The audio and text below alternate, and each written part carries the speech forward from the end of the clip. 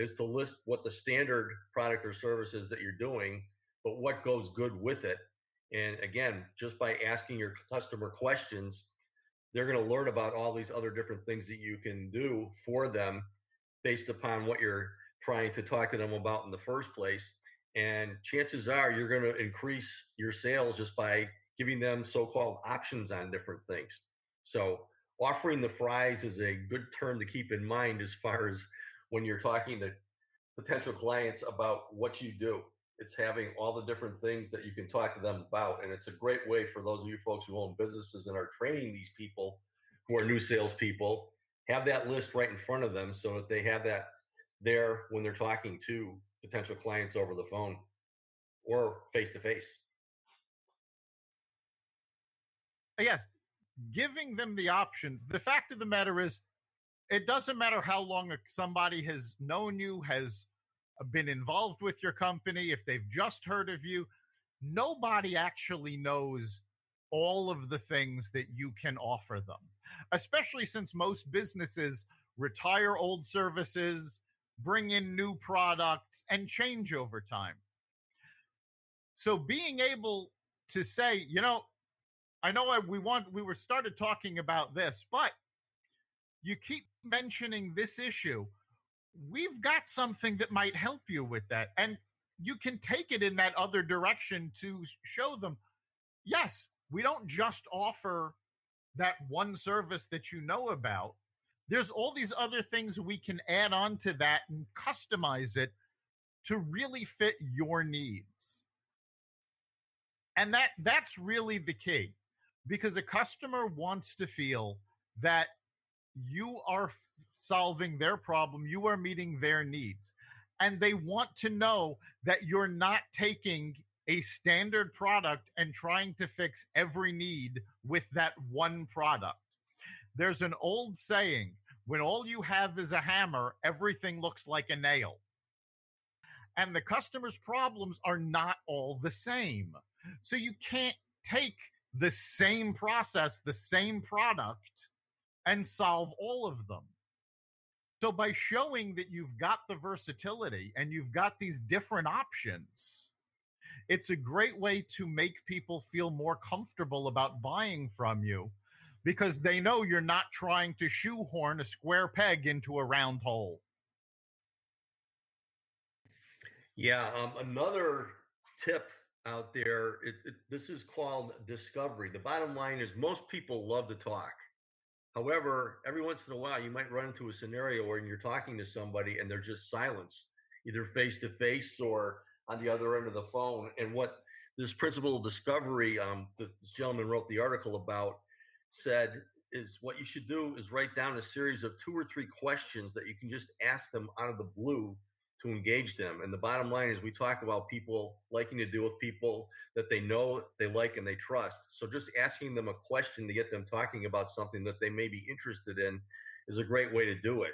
And it could be something like, do you like to read books, or do you like to, go on vacation, or do this or that and whatever, or, do you have children? What are they up to these days? If you can get them talking about things, obviously it's eventually going to lead back to whatever you're talking about as far as potentially doing business with each other. But in the same time, they're really going to start liking you, and trust comes with liking just because you show interest in what they're doing and get them talking about other things. And you're also making them feel a lot more comfortable and getting them to talk about something when they're out of words about what you're talking about. Yeah, it's all part of making your potential customer comfortable with you. And that's something else that, non-salespeople really need to remember, is that customers buy on their own timetable, on their own schedule. And the last thing they want to feel is that you're trying to push them into a sale that they're not really ready for. So you have to let a sales relationship take time and run its course. If you're selling something small, it could be a day or two. If you're selling something big, it could be months or even years from the time you start talking to this person to the time they're ready to buy. So you have to be very patient, and you have to let them sell, buy on their schedule. And Yeah, you know, for salespeople, that becomes very difficult when sales managers or upper management start putting quotas on and saying, well, you have to sell this many in this amount of time. That's where that sales is a dirty word starts coming in. So let it take the time it needs.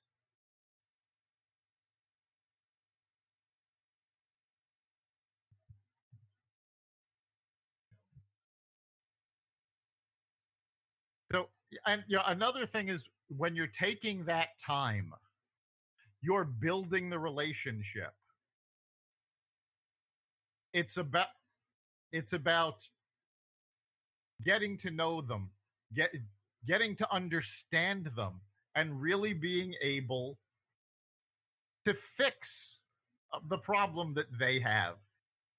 So it's very important that you let it take the time it's going to take and build that relationship and not make the person feel that you're trying to push them into a sale or rush them. Because again, as I said earlier, they're going to buy on their schedule. yeah, absolutely. And obviously, when you're going into quote unquote sales, preparation is a key part of this. And this is what you need to do when you're starting a business also. But the bottom line is you have to identify who's your target audience, who are the people that you're dealing with. When you're looking at a consumer, it could be a type of person. When you're looking at a company, it could be the title of the person in that company who you have to get to. Obviously, sometimes you're dealing with techno speak with people, and sometimes you aren't. You have to know when and when not to use that when you're talking with people. Um, Again, we can't emphasize enough. You're talking benefits, not items, and it's really, really important. Again, to the most important thing is what are the needs of your target audience, and that's what you have to address. So the preparation is a key part of that, and the more of these things you can identify up front in writing so that you understand exactly what you're doing, the easier it's going to be for you. And if you are teaching employees to do this for your company and you have these things identified for them, it's going to help the whole cause that way. So part of that preparation really does have to be about who you're selling to. We should have, and we've talked about this in the past, a customer avatar. Someone that this is the type of person who's going to buy your product or service. And over the course of your conversation with potential customers, you should be able to tell, well, wait a minute, this person doesn't really fit that pattern, that avatar. So maybe they're not the right prospect. And at that point, you really should, sort of step back. If there's another way you can help them, that's great. But don't think of them as a sales prospect at that point.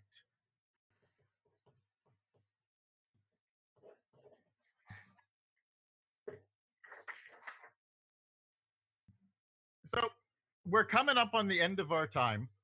So, Chip, what do you think is the big takeaway that our listeners need to have from this?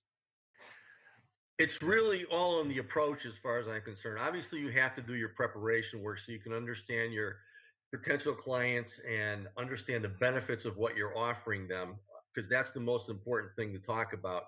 But if you can turn the S word into sharing and just understand that really you're acting more as a consultant rather than a salesperson, and listen to what their needs are, get their reactions on different things.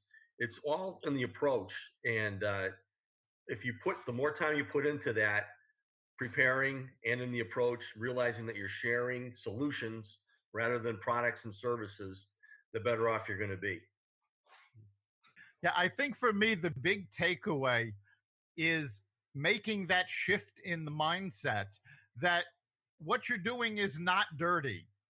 Sales is not a dirty word, it's a necessary part of business. And when you think of it as trying to solve your customers' problems, it becomes a lot easier. And again, making these tasks easier for ourselves is key because we all have to sell at some point. As I said earlier, if it's sales, selling yourself to a potential employer, selling a product or service for your company, selling your business, we all have that situation where we have to sell something. So becoming more comfortable with it, that's a necessary first step. You've been listening to the Success Showcase. You can catch us every week at xvadio.com/podcasts. You can also find us on the Apple Podcasts app, the iTunes Store, Spotify, iHeartRadio, Google Play, and wherever you find podcasts. Remember, make this your best week ever and make next week even better. See you then.